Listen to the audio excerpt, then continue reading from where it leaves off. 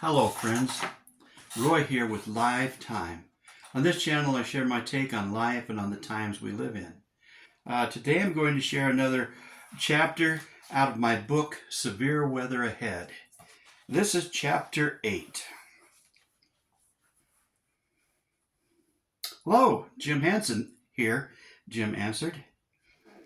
You still answer the phone like a pastor, came the voice Jim recognized immediately. Wow, exclaimed Jim. Calling again so soon? Well, I have a problem. I need your help, John said. I think I have two sets of people after me, and one might come after you. I'm listening, Jim said, now serious. I'm working for Charlie Clark as an insurance fraud investigator, John explained. I think the company I'm investigating is out to get me. Can you go to the police about it? Jim asked. Better yet, I'm going to the FBI, I hope, John stated. I think they are the other ones after me. You're not making a lot of sense, Jim informed him. Well, be quiet and listen. I don't have much time, John said. It seems the company I'm investigating is attempting to throw me off the trail, and they have given the FBI false information in hopes it will slow me down. Go on, Jim said, listening attentively. I have found the evidence needed to prove the company is guilty of fraud in relation to a multi-million-dollar insurance claim, John explained. You will soon receive that evidence, and I need you to pass it on to my boss. I can't explain right now how you will receive it, but you will. Also, if the FBI is involved, they may have tapped into that call I gave you and may be attempting to get close to you to get clues about me. They would know me as Agent Orange. Agent Orange? Jim repeated. Can't explain now, but if they contact you, tell them everything I have told you, John instructed. Watch yourself. Then the phone went dead. He sure ends calls abruptly, Jim said, shaking his head. What have you gotten yourself into, John? Lord Jesus, please protect my brother, Jim prayed. I think we can fit it in, Molly said as she looked at Jim's cased guitar.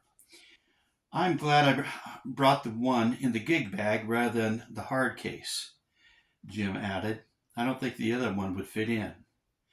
By rearranging some of the bags, Jim's guitar and two bags were at last snugly fit into the blue Mini Cooper. Soon they were headed off toward Lamar, Colorado.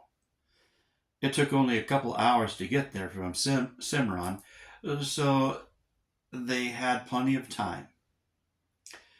I sure appreciate the ride, and we appreciate you videoing the service and setting up the YouTube channel for us, Jim shared. Harley is intense about sharing what he has been given from the Lord with as many people as he can. Harley's teaching is certainly interesting, but I don't quite understand what is so urgent about it all, Molly commented. Even if the Bible does reveal such a battle, what can it help to know that it is about to happen? What difference can Harley make, or the people who hear his message for that matter? Jim paused to think a moment. In my talks with Harley, I have found that he believes, with the Battle of Gog and Magog, or shortly after, the rapture will happen, Jim said. I have heard of the rapture, but I'm not fully sure what is meant by it, Molly shared. The rapture is viewed by many as the time when Jesus will come back for his church as he promised and take them to heaven with him, Jim explained. So Harley believes this rapture, Jesus coming back for his church, is about to happen. In other words, the end of the world is about to happen, Molly stated, frowning. Kind of, but not quite, Jim began. Well, let's change the subject, Molly interrupted. This is getting a bit heavy.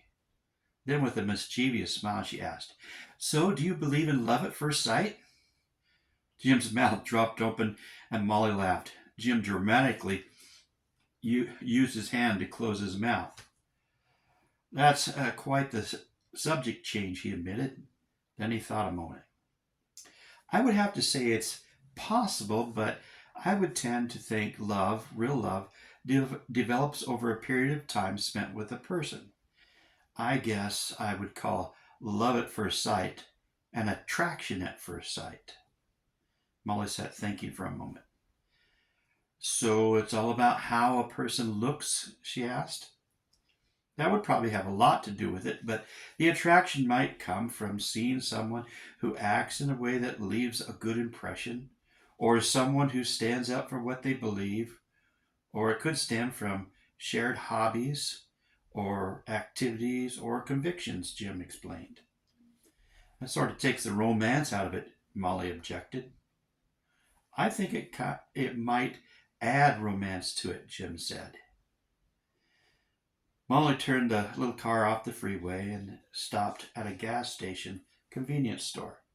I need a donut and a cup of coffee, Molly explained. I'm going to get the same after I visited the little boy's room, Jim said. Molly laughed. That's a good idea, Molly replied. I think I hear little Dolly's powder room paging me. Looking around as they entered the store, Molly suggested, let's sit at one of those tables to enjoy our donuts. Good idea, Jim replied, and he went left and she went right. So back to your thought about adding romance to a relationship, Molly posed after they were back on the road again. What's your angle? What is romance but helping someone feel special, worth your time, that you care enough to go out on a limb for them, that they are worth great expense, explained Jim. I was once told that love is not an emotion, it is an action. If you do the actions of love to someone, emotions can come later. The love chapter in the Bible, 1 Corinthians 13, tells of what love does and does not do, Jim said. I, I can even love my enemy by praying for him and seeking to look for the good in him and ways to show him good. Molly drove on in silence. After a couple minutes, Jim broke in. You asked if I believed in love at first sight. It's my turn to ask you the same question, Jim asked. I should have asked that question rather than spouting on about what I believe. Molly smiled. You did just fine, Jim. I was just thinking, I used to believe in love at first sight, but that didn't seem to work out. Jim just waited to see if more was to come. I guess I brought up the subject because I wanted a professional opinion on it, Molly explained. Jim chuckled a little. I don't feel like a professional when it comes to romantic relationships, Jim responded. You'll do, Molly said with a teasing smile. I did think I fell in love at first sight once, but perhaps I fell into attraction with someone. He did make me feel good for a while, she put in. Then there came a time when I no longer felt special to him. I felt like we had fallen out of love. There was a few moments of silence, then Molly spoke up. You can speak freely, Jim. Jim looked at the hills rolling by. Scenery does change, and the circumstances of life change too. I believe the key to keeping any relationship healthy is doing those things that love does and avoiding the things that love does not do, Jim explained. Do you think a relationship, one that seems flushed down the toilet, can be revived? Molly asked tentatively. I guess that would depend on how far down the drain pipe it has gone, Jim replied. Quite the analogies we are coming up with, Molly said with a laugh. And that concludes chapter 8.